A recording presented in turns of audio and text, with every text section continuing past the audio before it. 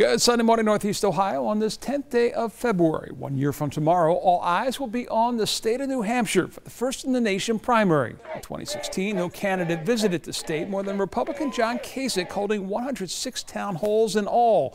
Kasich was actually back in the Granite State Thursday night for an appearance at Amherst College.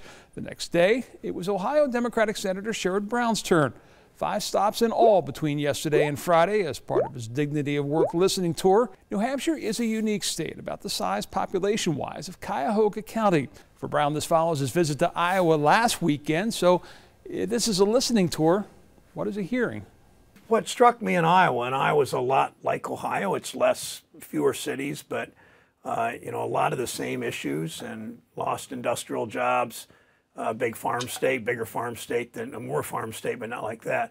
I'm beginning to hear people talk about feeling betrayed by a lot of workers, feeling betrayed by this president, that some of them voted for him and believed his promises, but they see that the White House looks like a retreat for Wall Street executives, and they saw a tax law the president pushed that will mean more companies will move offshore, will shut down in Willowick, or shut down in Brunswick or Cleveland or Twinsburg, and that's a fear people have, and the president needs to fix it. And Brown has stops coming up in South Carolina and Nevada before deciding whether or not to officially jump into that Democratic race for president. One of those who has already decided to jump in is the mayor of South Bend, Indiana. Pete, I'll leave it to him. The best way to pronounce your last name? Buttigieg, but around South Bend they just call me Mayor Pete, and that's fine with me. That's Buttigieg, like literally boot a judge. I bring him up because he's going to be in Parma on Tuesday night speaking at the Snow Branch of the Cuyahoga County Public Library. For Buttigieg, a large part of his presidential push is about preserving freedom. There are a lot of things besides government that can make you unfree. You're not free if you can't start a small business, because leaving your job would mean losing your health care. You're not free if you can't marry the person you love because some county clerk is imposing their interpretation of their religion. You're not free if you can't sue a credit card company even after they get caught ripping you off. So I think we need to have a much richer, much thicker discussion about what it truly means to be free in this country, and I think it falls to Democrats to lead the way on that.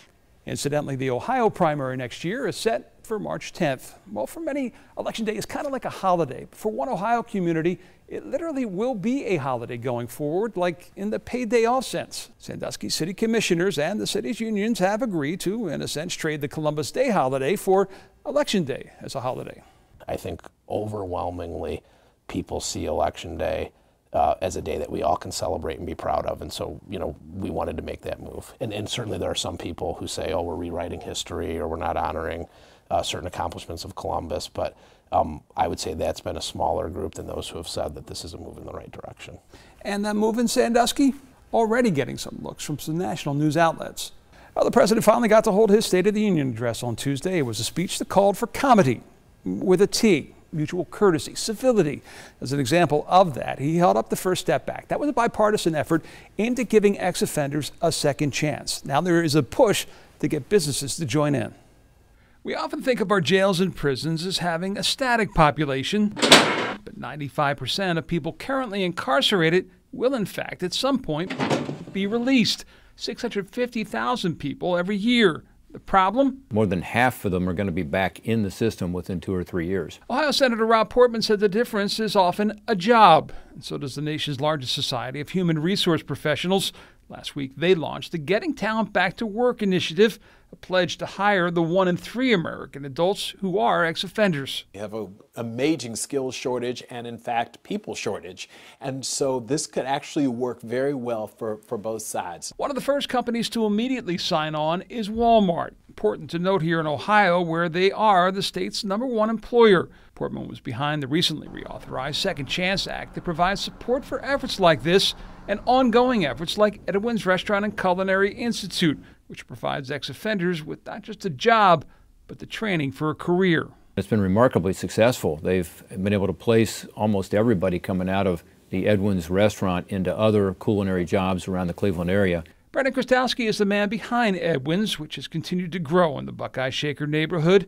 He applauds the Getting Talent Back to Work initiative and believes those employers who sign up will learn what he has over the years. You always find that sort of motivation to do more, to prove themselves more, to really validate that they're in fact someone who is capable and fully empowered to do that specific job. With Democracy 2019, I'm Kasich. Enjoy your Sunday.